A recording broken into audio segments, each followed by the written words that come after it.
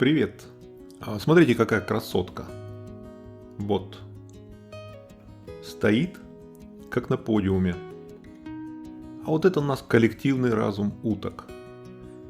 Я давно наблюдаю за утками, а попытки их персонализировать у нас были. Тути и Фрути. Ну, как видите, вот этом муравейнике разобраться, кто тут Тути и кто тут Фрути, практически невозможно.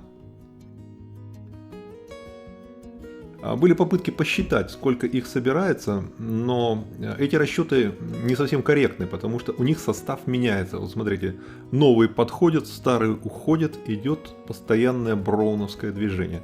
Это еще далеко не самая большая стайка, которая собиралась у нас возле пирса. Вот. Это ускорено в 4 раза. Если это смотреть на нормальной скорости, ну, постепенно к середине просмотра сходишь с ума. Вот смотрите, это Австрия, Каринтия, озеро Осьяхерзее и кормушка для маленьких птиц, которую оккупировала утка. Вот, видите, по идее тут должны быть такие маленькие птички. Тут у нас щеглы, синички, иногда дрозды прилетают покрупнее. Но утка увидела это и по-своему распорядилась. Сейчас мы это будем обсуждать с Ириной.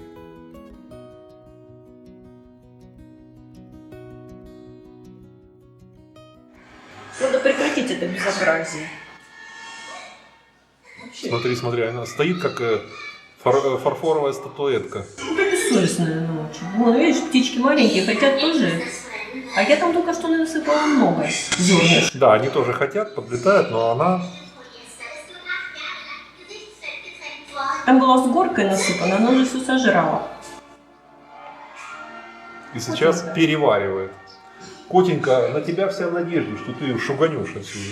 Он ее уже прогнал сегодня. Она через кусты летела и кричала: «Караул, караул». Спасите меня от этого, да? «Караул, спасите, помогите», кричала. А вот и кот, который должен был бы наводить порядок на кормушке. Это Вилли. Он иногда занимается кормушкой, иногда гоняет уток оттуда. Они приходят парочкой, селезень снизу собирают с земли, а утка наверху устраивается верхом на кормушку и сверху наклоняется и съедает все. А котик Вилли иногда за ними бегает, их гоняет, но он не может все время этим заниматься, у него много других дел. Опять же, надо вот подумать обо всем, лечь под куст и обо всем подумать.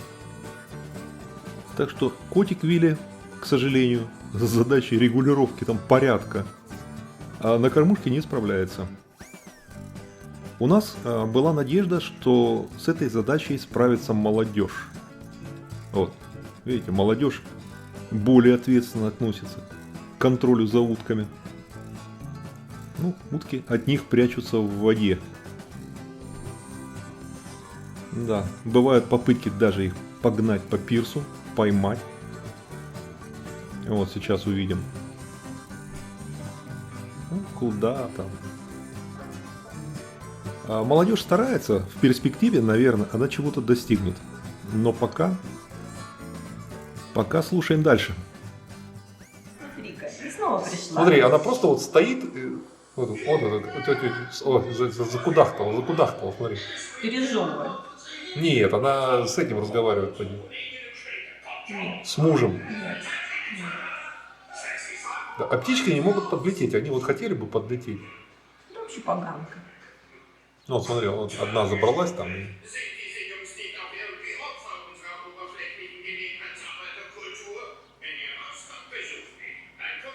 Натыкалась, не можешь пролететь. Слетай там водой там запей. Нет, там еще специально я специально для маленьких птичек купила семечки дробленые, не целые, чтобы им как бы было... Ну совсем для маленьких, да. Да, для маленьких птичек дробленые семечки купила. А она их просто раз. Горстями их. Горстями. Зачерпывает и все. Нет, не кормушка, а помойка какая-то. То утка, то сорока, то это черная дрозд или кто он там. Ну нет, дрозд может, имеет право в принципе. Снизу мыши бегают, подбирают. Слушай, она там просто стоит, ей сверху все видно, там по сторонам смотрит, смотри. Ну, она как это, перерывы между едой делает. Ну да.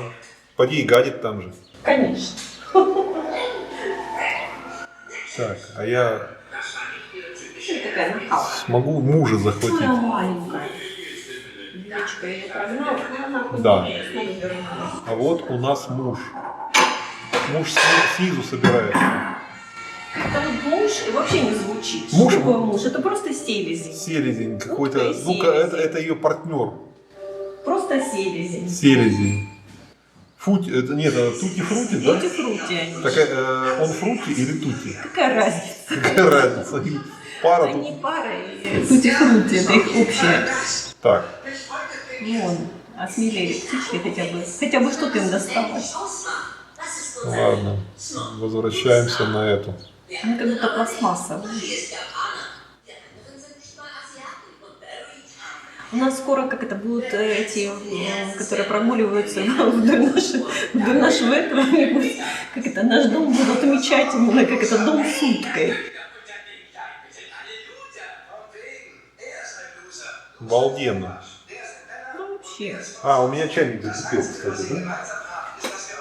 Сегодня, кстати, я когда сидела там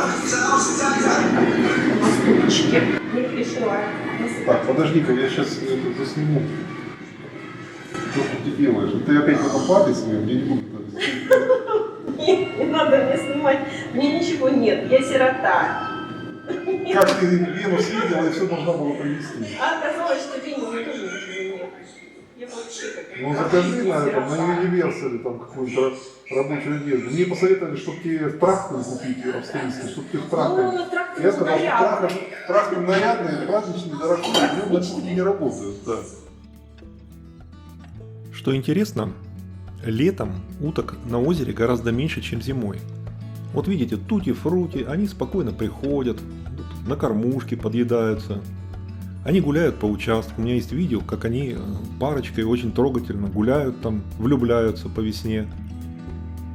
И они живут на нашем участке фактически вдвоем. Участок, прилегающий тростник. И когда кто-то другой приплывает, другая семья приплывает, они их прогоняют.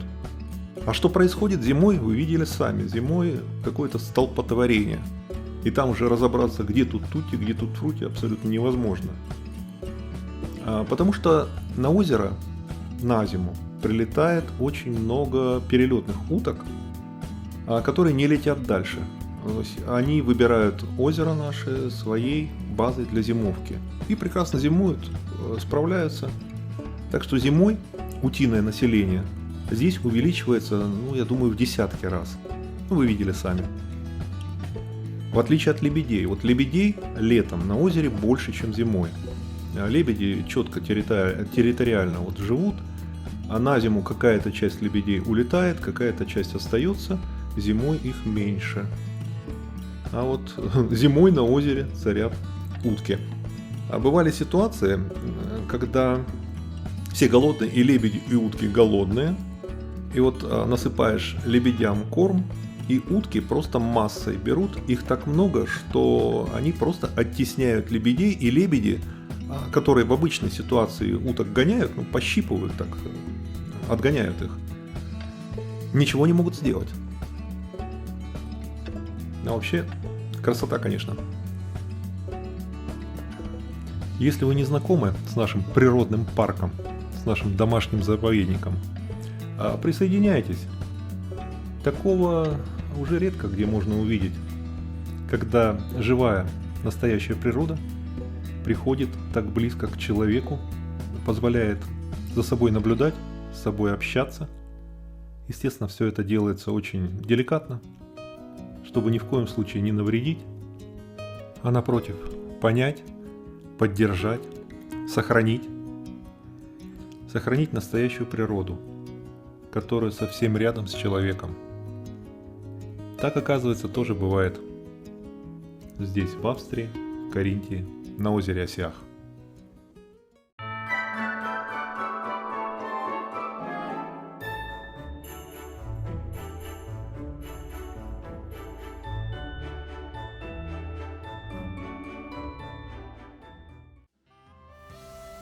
Если фильм вам понравился, поставьте лайк. Кликните котика, откроется окошко подписки. Подпишитесь на канал, включите уведомления. Будьте здоровы, будьте счастливы и успехов вам!